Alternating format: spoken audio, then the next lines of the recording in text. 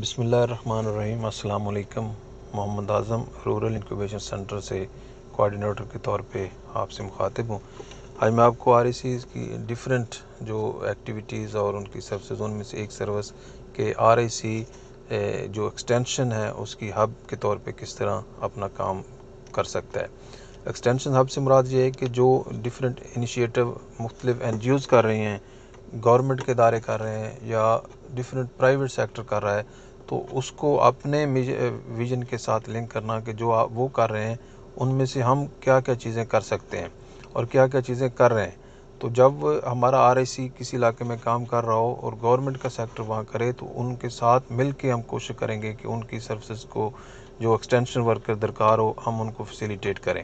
تو یہ ایک تو والنٹیئر کے طور پہ بھی ہو سکتا ہے اور اسے بزنس ماڈل کے طور پہ بھی ہم کر سکتے ہیں، کیونکہ جو دو طرح سے گورنمنٹ بھی اس ایکسٹینشن ورکنگ کو رورل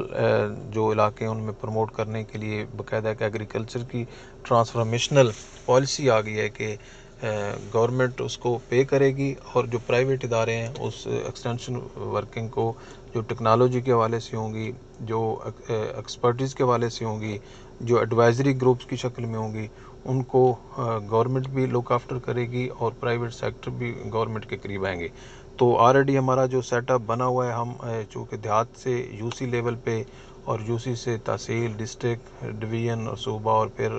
نیشنل لیول پہ ہیں، تو یہ گورنمنٹ کو بھی ہماری ضرورت پڑے گی اور ہمیں گورنمنٹ کی پڑے گی۔ اس کے ساتھ ساتھ جو ڈیفرنٹ گورنمنٹ کی ایپس ہیں، ڈیفرنٹ سروسز ہیں، ڈیفرنٹ جو ان کے سوشل سیکیورٹی کے جو انیشیٹو ہیں، احساس پروگرام کے ہیں، نوجوان کامیاب نوجوان پروگرام والا ہے، اخوت والے انیشیٹو ہیں، یعنی گورنمنٹ آلریڈی جن کاموں میں دلچسپی لے کے رورل ایریا تک اس نے آؤٹ ریچ بنا لی ہے، وہاں پہ ہی ہماری ایکسٹینشن ورکنگ جو ہمارے لوگ ہیں ان کو لنک کر کے لوگوں کو اور مزید آسانیاں پیدا کر دیں کہ یہ چیزیں گورنمنٹ کے پاس گورنمنٹ نے کسانوں کے لیے یا رورل کمیونٹی کے لیے ڈیولپ کی ہیں، تو وہاں کی کمیونٹی کو اس ریسورس تک لے جانا، اس آفس تک لے جانا یا اس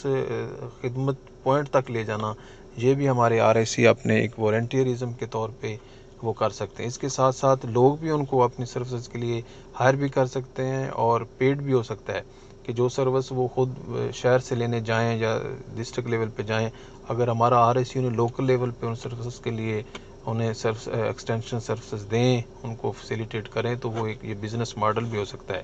تو بجائے کہ ہم ہر چیز خود سے سرے سے کریں، آلریڈی جو چیزیں بنی پڑی ہیں اور اویئرنیس جن کے لیے ضروری ہے وہ ہم اپنے RIC پہ فارمر ڈے رکھ کے یا اس سروس کا نام دے کے لوگوں کی اویئرنیس کے لیے یہ کام کر سکتے ہیں۔ Thank you G.